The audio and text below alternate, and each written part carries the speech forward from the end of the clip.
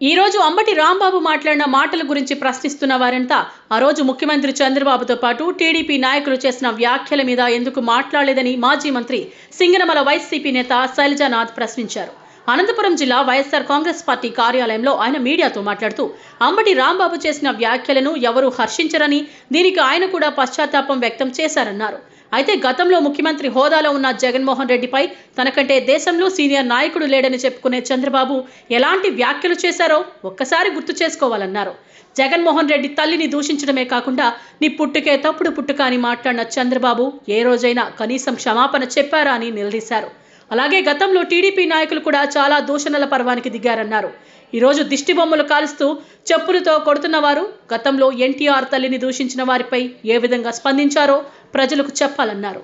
కేవలం తిరుమల లడ్డు వివాదాన్ని పక్కదారి పట్టించేందుకు ముందస్తు ప్లాన్ ప్రకారం అంబటి రాంబాబుపై దాడులు చేశారన్నారు. పోలీసుల సాక్షిగా జరిగిన ఈ దాడుల మీద వెంటనే సిబిఐ విచారణ చేపట్టాలని డిమాండ్ చేశారు. రాష్ట్రంలో ఒక అలజడి వాతావరణం సృష్టించి ప్రతిపక్షాలని ప్రశ్నించే వారి గొంతు నొక్కే విధానంతో ముఖ్యమంత్రి చంద్రబాబు ముందుకు వెళ్తున్నారని శైలజనాథ్ అన్నారు. ఏదో మనం ఇక్కడే చూసే అక్కడ చెప్పులతో కుట్టేవాళ్ళు, చించేసేవాళ్ళు, అట్లాగే నిన్న మొన్న బహుశా ఈ ఊర్లోనే అనుకుంటాను శవయాత్ర కూడా చేసేవాళ్ళని చూశాను. సరికొత్త నేను ఎప్పుడో పిల్లవాడు సినిమా చూసిన కొత్త దేవుడు అంటే కొత్త దేవుడు ఈ యొక్క రాజకీయ విధ్వంస వికృత రాజకీయ క్రీడకు ఆద్యులైన చంద్రబాబు నాయుడు గారి యొక్క కొత్త దేవుడిగా, కొత్త రాజకీయ నాయకుడిగా ఆవిర్భవిస్తే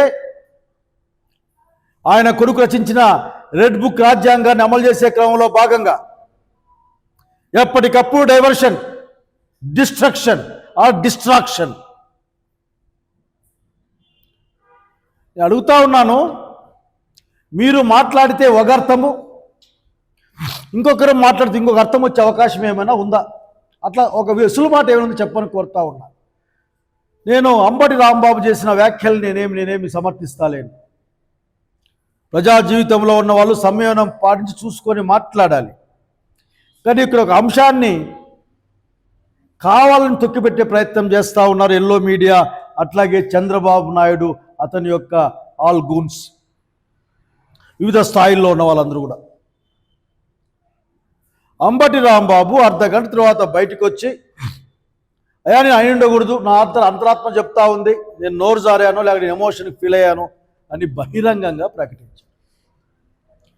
ఒక మనిషి తన పశ్చాత్తాపాన్ని ప్రకటించినా సరే దానికి ఏమాత్రం ప్రచారాన్ని ఇవ్వకపోగా మీరు ముందస్తుగా ప్లాన్ చేసుకున్న దాంట్లో భాగంగానే దాడి కానీ చివరికి ఇల్లు కాల్చేంత వరకు జరిగిన సంఘటన కేవలం తెలుగుదేశం పార్టీ కేంద్ర కార్యాలయం నుంచి నియంత్రించబడింది అని ప్రజలు మాట్లాడుకుంటా ఉన్నారు. అనుమానం కూడా ఉంది.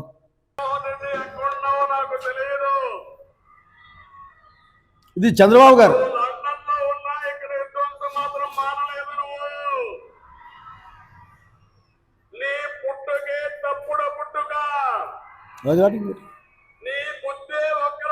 ఇంకోసారి రిపోర్ట్ చేయి.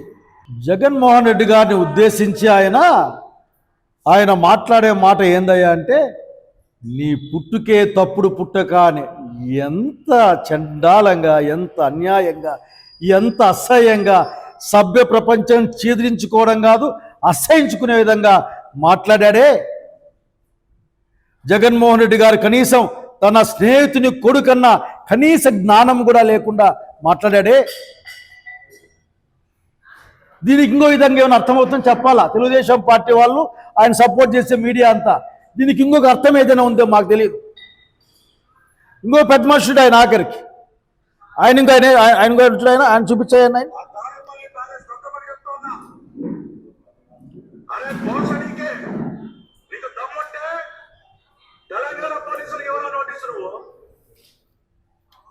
రిపీట్ చేయి తొందరగా.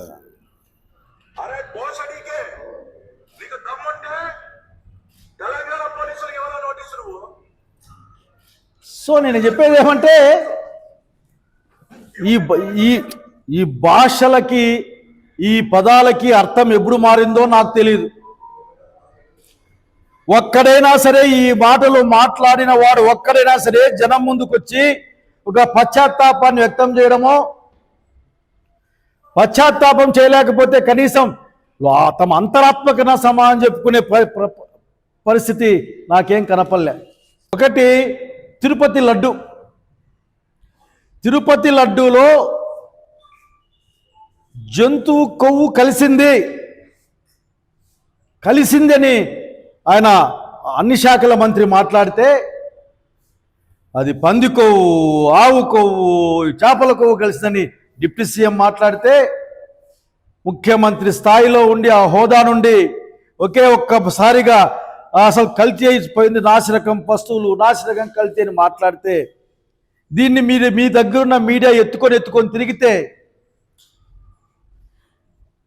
కానీ సిబిఐ రిపోర్ట్ ఇచ్చిన తర్వాత ఎన్డీడీబీ కానీ ఎన్డీఆర్ఏ కానీ అటువంటి అంశాలు మాకు కనపడలేదు స్పష్టపరిచిన తర్వాత మీ యొక్క అసలు రంగు, మీ యొక్క అసలు రూపం బయటపడింది.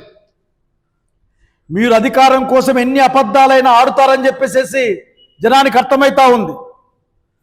ఆ రోజున అసలు ఈ లడ్డు వ్యవహారమే మీకొచ్చిన ఓట్లలో చాలా ఓట్లు అర్థం కాని విధంగా వచ్చాయి, ఈవీఎం మిషన్ల ద్వారా వచ్చాయి అనే విధంగా జనం మాట్లాడుకుంటా ఉంటే దాన్ని డైవర్ట్ చేయడం కోసం మీరు మెట్లు కూడా కడిగించారు.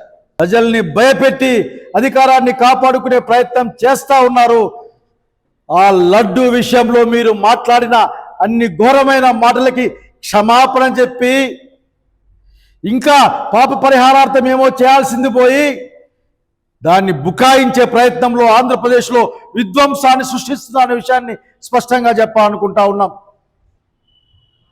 మీకు కోపం వస్తుంది, ఎందుకంటే మీకు తెలుసు మీరు చేస్తున్న తప్పని, మీరు చేస్తున్నది అన్యాయమని మీకు కనీసం ఎక్కడో కొద్ది మందికైనా మీ పార్టీలో అనిపిస్తూ ఉంటుంది. మీరు 10 రూపాయలకే భూములు అమ్మినప్పుడు, ఉచితంగా భూములు అమ్మినప్పుడు, లూలుకైతే దోచిపెట్టినప్పుడు, అది మీ వ్యక్తిగత విషయంగా మారిపోయినప్పుడు అడిగేవాడు ఉండకూడదు. అడిగితే భయపడిస్తారు, అడిగితే బెదిరిస్తారు. ఇప్పటికైనా కోరుతా ఉన్నాం, నిజంగా 5 గంటల పాటు అంత విచ్చలవిడిగా అరెస్ట్ చేశారు. అరెస్ట్ అయిపోయిన తర్వాత ఇంట్లో కాలిస్తే, ఇంట్లో అంటే అందరినీ పెట్టి సజీవంగా దహనం చేద్దామనుకున్నారా? అక్కడ స్థానిక ఎమ్మెల్యే భర్త గారు, అట్లాగే స్థానిక ఎంపీ కేంద్ర మంత్రి గారి మనుషులు ఉన్నారని, భర్త గారు ప్రత్యక్షంగా ఉన్నారని వినిపిస్తా ఉన్నాయి, వార్తలు వస్తూ ఉన్నాయి. మీకు వినిపించాను కనుక సుభాషితాలు చెప్పే వాళ్ళు మారారు, సుభాషితాల పదాలు కూడా మారాయి. ఆవేశమట, ఆవేశంలో తిట్టారట. ఆడు ఒక అక్కయ్య తిడతా ఉంది, ఆరాని మాటలు వినపడలేదా? అందుకే మేము మలాంటి వాళ్ళు డిమాండ్ చేస్తూ ఉన్నాం. ఈ రోజున మొత్తం ఆ వ్యవహారంలో ఉన్న అన్ని వీడియోలు కూడా ఫోరెన్సిక్ డిపార్ట్మెంట్ ఎంక్వైరీ చేయించాలి. అంబటి రాంబాబు గారు చెప్తా ఉన్నారు, నాకు ఆ ఉద్దేశం లేదు, నేను మాస్లో ఆవేశంలో ఎమోషన్లో నేను మాస్ తిట్టుకుంటున్న తప్ప నాకు చంద్రబాబు నాయుడు అనే ఉద్దేశం లేదు. చూద్దాం ఆ గ్యాప్ ఎంత ఉందో, ఫోరెన్సిక్లో రిపోర్ట్ తెప్పించుకుందాం. అట్లాగే నేను అడుగుతా ఉన్నాను, మీకు అంత నిజంగా ఇప్పటికైనా ఎక్కడైనా సరే ప్రజాస్వామ్య భావనల పట్ల కసింత నమ్మకం ఉన్నా సరే ఒక స్వతంత్ర విచారణ లేక సిట్టింగ్ హైకోర్టు జడ్జితో విచారణ జరిపించమని కోరుతా ఉన్నాం. లేని పక్షంలో ఇదే విధంగా కంటిన్యూ రోజు రోజుకి లేని దాన్ని చల్లగా ఒక ఊరుంటే ఆ ఊరిలో మీరు ఒక శవయాత్ర చేపిస్తారు, ప్రశాంతంగా ఒక వీధి ఉంటే అక్కడ మీరు ఫ్లెక్సిబిలిటీ చెప్పులతో కొట్టిస్తారు. ఏంటిది? ఈ ఎమోషన్స్ పెంచడం, ఆవేశాలు పెంచడం, మీరు ఈ రాష్ట్రానికి చేస్తున్న ద్రోహం గురించి ప్రజలు మాట్లాడుకోవడం మానేస్తారనేది మీ భ్రమల్లో బతుకుతా ఉన్నారు మీరు. ఇప్పటికైనా చెప్తా ఉన్నాం మేము, మీ యొక్క వికృత రాజకీయ క్రీడను మానేయండి. ఏది న్యాయమో, ఏది ధర్మమో, ఏం జరిగిందో లెట్ ఇట్ బి ఒక ఇండిపెండెంట్ ఆర్గనైజేషన్తో కానీ ఒక సిట్టింగ్ జడ్జితో కానీ ఎంక్వైరీ చేయించండి.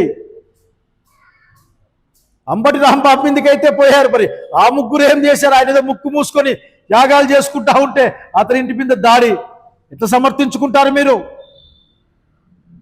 కనుక శుద్ధులు చెప్పేటప్పుడు ఒక్కసారి నేను అందరినీ కోరుతా ఉన్నా, ఎవరైతే ఈ ఇష్యూలో ఉన్నారో మీరు మీ లైబ్రరీకి వెళ్ళండి.